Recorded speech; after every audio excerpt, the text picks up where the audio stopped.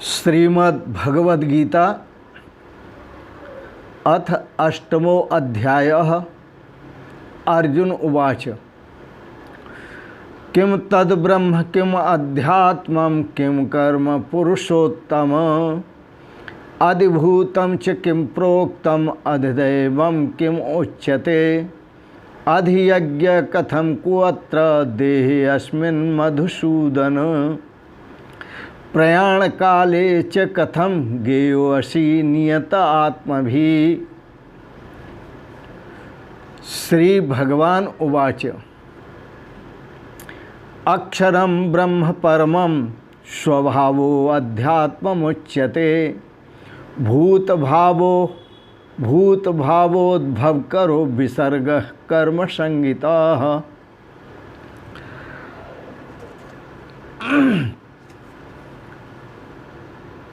आठवें अध्याय के प्रारंभ में अर्जुन ने अपने प्रश्न किए। अर्जुन बोला, हे पुरुषोत्तम, जिस ब्रह्म का आपने वर्णन किया वह ब्रह्म क्या है?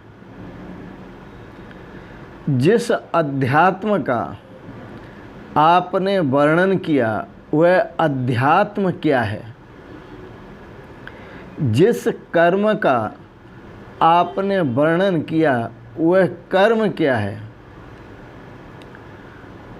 आपने जिस अधिभूत का वर्णन किया वह अधिभूत क्या है? आपने जिस अधिदैव का वर्णन किया वह अधिदैव क्या कहा जाता है?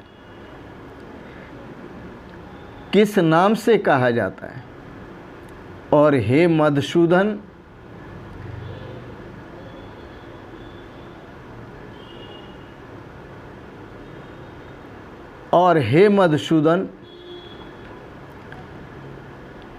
यहाँ अधियज्ञ कौन है? इस शरीर में कैसे है? युक्त चित्त वाले पुरुषों द्वारा अंत समय में आप किस प्रकार जाने जाते हैं, यह सब मैं जानना चाहता हूँ।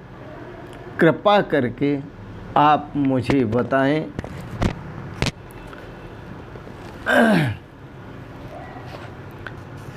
श्री भगवान उवाच, भगवान बोले, अक्षरम ब्रह्म परमम। हे अर्जुन,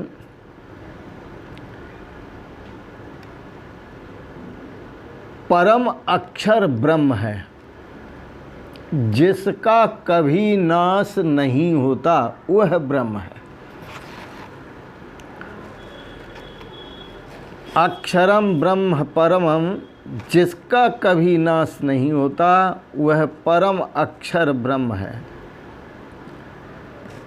जो सच्चिदानंद घन स्वरूप परमात्मा है वही ब्रह्म है। अपना स्वरूप अध्यात्म है। अध्यात्म किसे कहते हैं? जो अपना स्वभाव है, यही अध्यात्म तत्व है। और भूतों के भावों को उत्पन्न करने वाला, समस्त भूतों के भावों को उत्पन्न करने वाला जो विसर्ग है, जो त्याग है, यही कर्म है।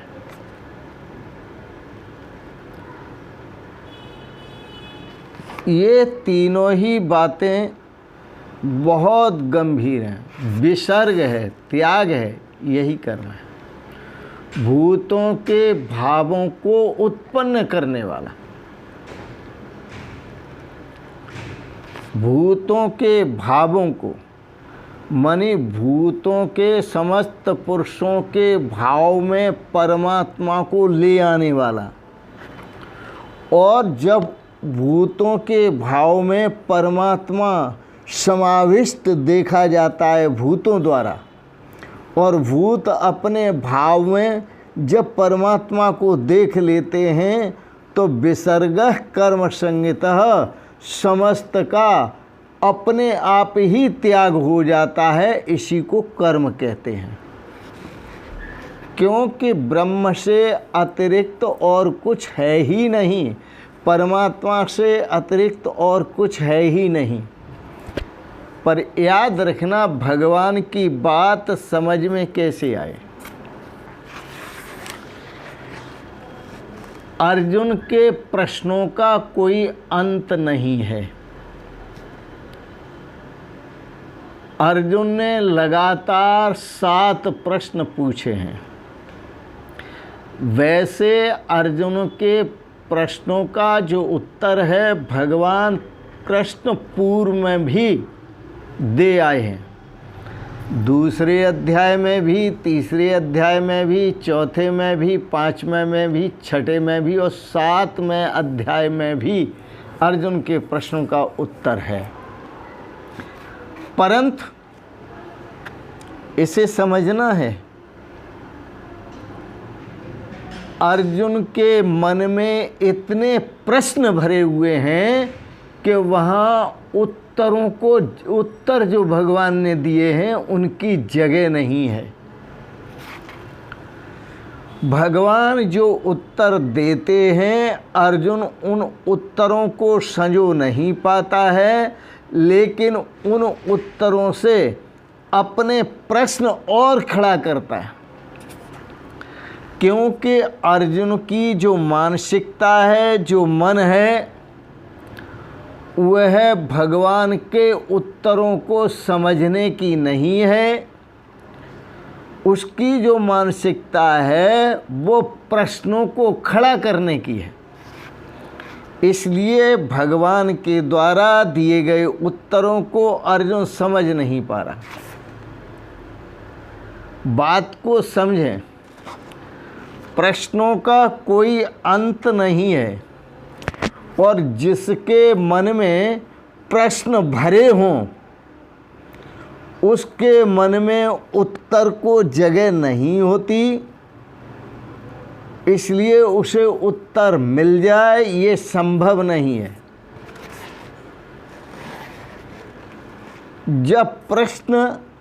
जब मन निष्प्रश्न हो जाता है, मन में कोई प्रश्न नहीं होते, तब वह महापुरुषों की बात को समझता है तो उत्तर ही उत्तर होता है, वहाँ प्रश्न कोई होता ही नहीं।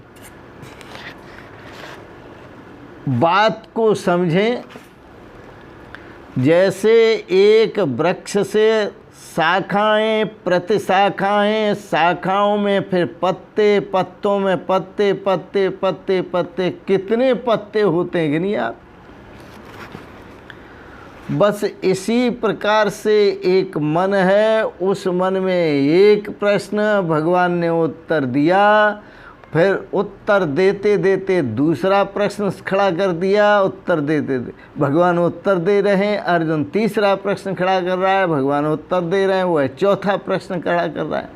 कारण कि इसकी सोच प्रश्नों को खड़ा करने की है, और भगवान कृष्ण जैसे जो साक्षात नारायण का स्वरूप हैं, जो साक्षात महापुरुष हैं, दिव्य पुरुष हैं, अवतार पुरुष हैं, वो उत्तर दे रहे हैं। उन उत्तरों को समझने की कोशिश नहीं कर रहा अर्जुन, अपने प्रश्नों को खड़ा करने की कोशिश में है। इसलिए वह समझता है कि मुझे समाधान नहीं मिल रहा, जबकि कदम कदम पर भगवान उसके प्रश्नों का समाधान दे रहे हैं, परंतु उसका मन उस समाधान को, उस उत्तर को ग्रहण करने की अवस्था में नहीं है।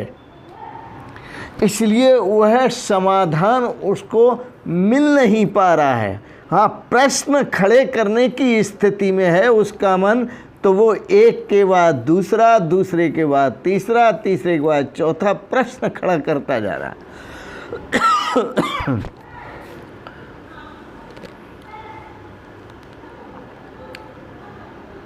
और जिस मन में प्रश्न भरे हों, एक के बाद दूसरा, दूसरे के बाद तीसरा, प्रश्न के बाद दूसरा प्रश्न, तीसरा प्रश्न खड़ा होता हो, उस मन में समझने की सामर्थ्य नहीं होती।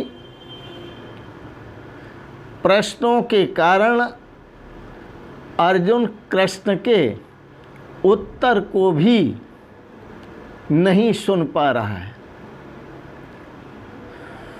भगवान कृष्ण जैसे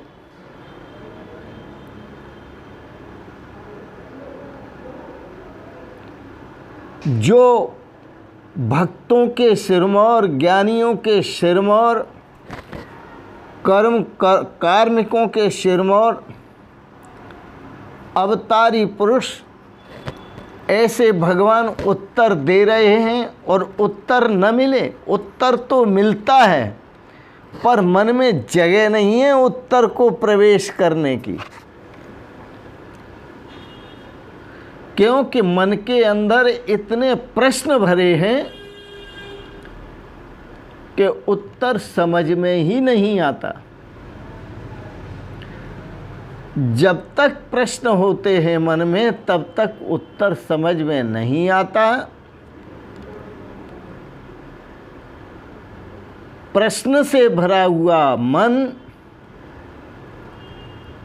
भले ही कृष्ण जैसे महापुरुष साक्षात भगवान सामने खड़े हों और उत्तर दे रहे हों, तो भी वह समझ से बाहर हो जाता है। और जब मन के प्रश्न गिर जाते हैं, मन में कोई प्रश्न नहीं होता, तो सामने पत्थर भी पड़ा हो उत्तर मिल जाता है। बड़े गजब की बात है। मन जब प्रश्नों से रहित होता है तो सामने पत्थर भी पड़ा हो तो वह पत्थर भी उत्तर बन जाता है।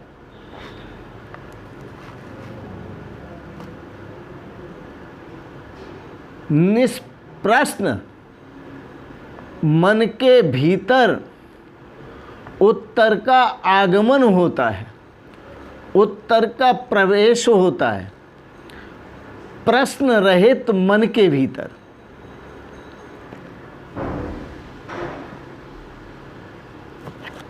और जब ये स्थिति हमारी होती है कि हमारा मन प्रश्न रहित हो जाए, ये संभव है जब हम पूर्ण श्रद्धा से भरे होंगे, पूर्ण प्रेम से भरे होंगे, भगवान के प्रति पूर्ण समर्पण भाव जब हमारा होगा, तो वह प्रश्न ही नहीं होगा। मन के अंदर कोई प्रश्न नहीं होगा, कोई भी प्रश्न मन के अंदर नहीं होगा, क्योंकि वहाँ श्रद्धा को जगह है, वहाँ प्रेम को जगह है, वहाँ समझने को जगह है, वहाँ प्रवेश को जगह है। अर्जुन ने एक प्रश्न नहीं, लगातार 7 प्रश्न पूछे हैं।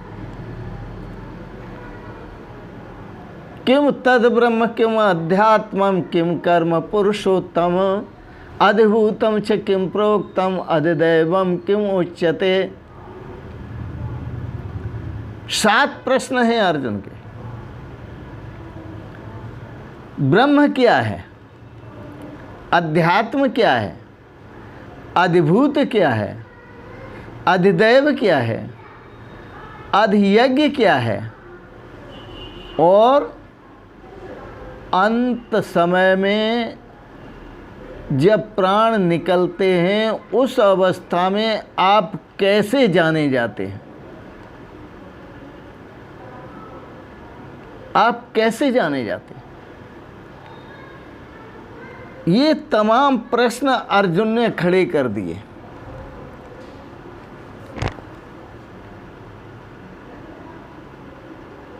ब्रह्म साक्षात सामने खड़ा हो और फिर भी मन में सवाल उठता हो, प्रश्न उठता हो।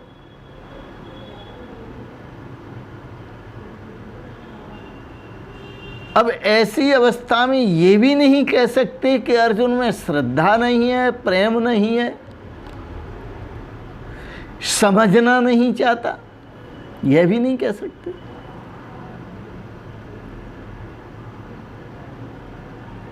भगवान कृष्ण उसके हर प्रश्न का उत्तर देते हैं और उसके बाद सवाल खड़ा कर देता है, और हर जवाब के बाद हर जवाब सुनता है लेकिन फिर सवाल खड़ा करता चला जाता है। वैसे एक बात बताएं, बड़े समझ की है, इस बात को आप समझ लें, सारा समाधान निहित है।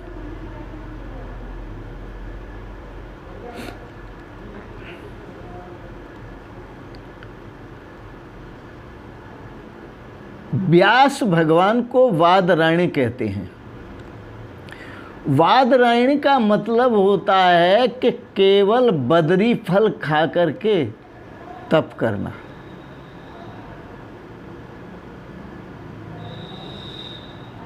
वादरायण उन्होंने लिखा है ब्रह्म सूत्र में, अथातो ब्रह्म जिज्ञासा। जिज्ञासा क्या है? अथातो ब्रह्म जिज्ञासा। अथातो का मतलब होता है अथ अनंतर। अनंतर का मतलब होता है मन में प्रश्नों के समाप्त होने के बाद ब्रह्म की जिज्ञासा होती है। जब तक मन में प्रश्न रहेंगे तब तक कोई जिज्ञासा मन में उठ नहीं सकती, ब्रह्म की जिज्ञासा नहीं होगी। कोई भी जिज्ञासा हो लेकिन ब्रह्म जिज्ञासा नहीं होगी। अथातो ब्रह्म जिज्ञासा। अतः ब्रह्म जिज्ञासा करते हैं। अथ अनंतर। अनंतर का मतलब मन के सारे प्रश्नों का समापन होने के बाद, मन का निष्प्रश्न होने के बाद, मन का प्रश्न रहित होने के बाद ब्रह्म जिज्ञासा करते हैं। क्या गजब है! तो ब्रह्म की जिज्ञासा होनी भी तभी चाहिए जब मन प्रश्नों से रहित हो जाए, तर्क से रहित हो जाए, निस्तर्क हो जाए। क्यों? महापुरुषों ने कहा तर्के नैवास्ति निश्चय।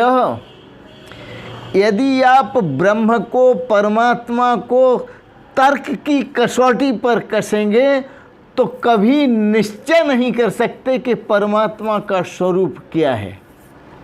इसलिए मन के सभी प्रश्नों के समाप्त होने के बाद ब्रह्म जिज्ञासा। अगली बात, ब्रह्म के प्रश्न का उत्तर मिलने के बाद, संसार में ब्रह्म का उत्तर मिलने के बाद, क्योंकि अर्जुन ने पूछा वह ब्रह्म क्या है, यदि इसका उत्तर अर्जुन समझ ले और कोई भी साधक समझ ले वह ब्रह्म क्या है, तो दुनिया में इसका उत्तर समझने के बाद कोई प्रश्न बचता ही नहीं है। क्यों नहीं बचता है? क्योंकि ब्रह्म को जब ये समझ लेगा तो साथ में ये भी समझ लेगा कि ब्रह्मैवेदम सर्वम, यह सब कुछ ब्रह्म ही ब्रह्म है। और यह भी समझ लेगा अहम ब्रह्म अस्मि, मैं ही ब्रह्म हूं। अहम ब्रह्म अस्मि, मैं ब्रह्म हूं। कोई प्रश्न बचेगा ही नहीं। यदि ब्रह्म को समझने के बाद कोई प्रश्न बचता है तो समझिए अभी ब्रह्म को समझा ही नहीं है, अभी ब्रह्म को जाना ही नहीं है, अभी प्रियतम प्रभु परमात्मा को जाना ही नहीं है। भगवान श्री कृष्ण साक्षात परमात्मा है, उन्हें जाना ही नहीं है। और साक्षात ब्रह्म सामने खड़े हैं, फिर भी पूछता है ब्रह्म क्या है, क्योंकि मन प्रश्नों से भरा हुआ है। पूछता है अध्यात्म क्या है, पूछता है अधिभूत क्या है, पूछता है अधिदैव क्या है, पूछता है अधियज्ञ कौन है। अंत काल में आप कैसे जाने जाते हैं। बस याद रखना, आज इतना ही कहूँगा आपको कि पहला जो प्रश्न है भगवान पहले प्रश्न का जो उत्तर भगवान ने दिया, अक्षरम ब्रह्म परमम, ओम उसका नाम है, वह अक्षर ब्रह्म है, वह व्याहरण ओम केवल उच्चारण के लिए है। अक्षरम अतिक्रांतम परम अक्षरम, अक्षर से परे परम अक्षर ब्रह्म है, उसे जानो। और वो अक्षर ब्रह्म, परम अक्षर ब्रह्म क्या है, वो आपका निजी स्वरूप है, वो आप स्वयं हैं, पहचानो। तो ब्रह्म क्या है, इसका उत्तर जब आपको मिल जाता है तो सारे प्रश्न गिर जाते हैं, दुनिया में कोई प्रश्न नहीं रहता। आओ महापुरुषों की दो पंक्तियां याद करें। अहम ब्रह्म अस्मि, अहम ब्रह्म मैं हूँ, अहम ब्रह्म अस्मि, अहम ब्रह्म मैं हूँ, ये निश्चय हुआ सच्चिदानंद मैं हूँ, ये निश्चय हुआ सच्चिदानंद मैं हूँ। अहम ब्रह्म अस्मि, अहम ब्रह्म मैं हूँ, अहम ब्रह्म अस्मि, अहम ब्रह्म मैं हूँ। यह पूर्ण से पूर्ण जगत पूर्ण ही है, यह पूर्ण से पूर्ण जगत पूर्ण ही है, यह निश्चय हुआ पूर्ण मैं हूँ, यह निश्चय हुआ पूर्ण मैं हूँ। अहम ब्रह्म अस्मि, अहम ब्रह्म मैं हूँ, अहम ब्रह्म अस्मि, अहम ब्रह्म मैं हूँ। किया आप ओंकार का लक्ष्य अपना, किया आप ओंकार का लक्ष्य अपना, यह निश्चय हुआ ओम में